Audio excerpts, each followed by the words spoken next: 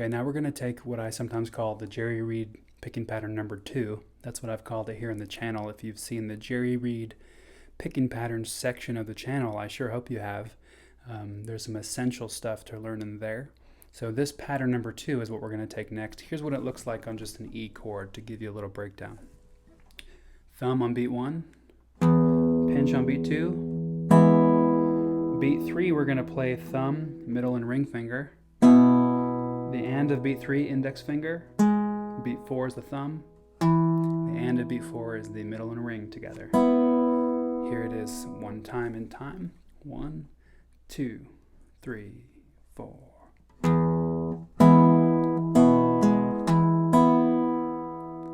Okay, I'm going to loop that 1 bar pattern now on an E chord.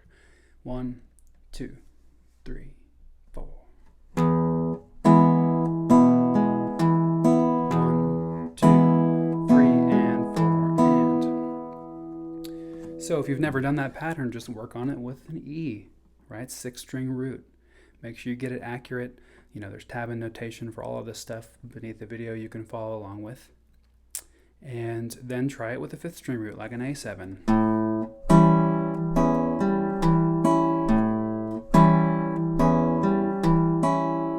Right, pairing, middle and ring, index is playing some on its own. All right, so this Jerry Reed style pattern number 2, let's plug it into Stumpwater. Here we go, 100 beats a minute.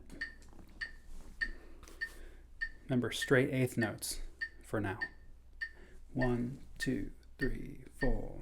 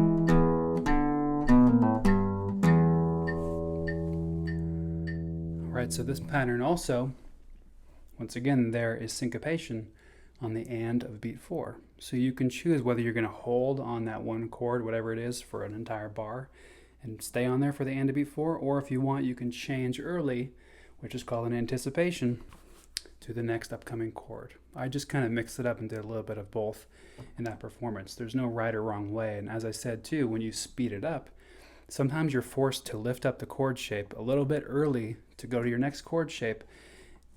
Keep the pattern going. Like I said, even if that means you're kind of muffling some strings as you change from one chord to the next, as long as the picking hand is still playing the same pattern in time, you're going to be fine. So at higher tempos, you're going to have to make some exceptions and some adjustments for sure, which is what you're going to see right now as we do it at 200 beats a minute. 1, 2, 1, 2, 3, 4.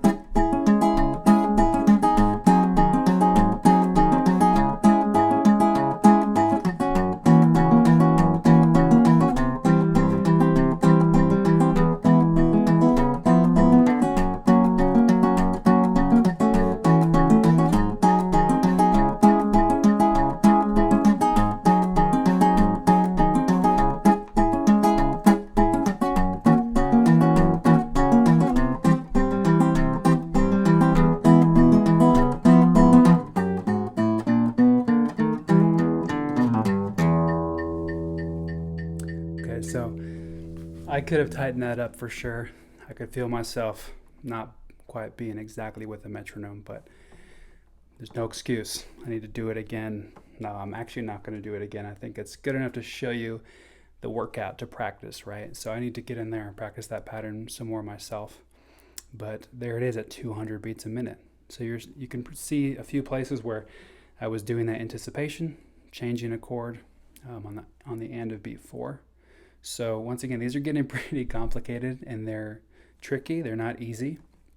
What Buster used to tell me was, hey, these don't happen overnight. You don't just develop a skill in one day. You got to get in there and practice it over time, okay?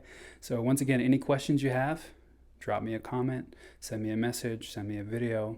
I'd be glad to help you out, all right? So next up, we just got a few more syncopated Jerry Reed patterns to look at.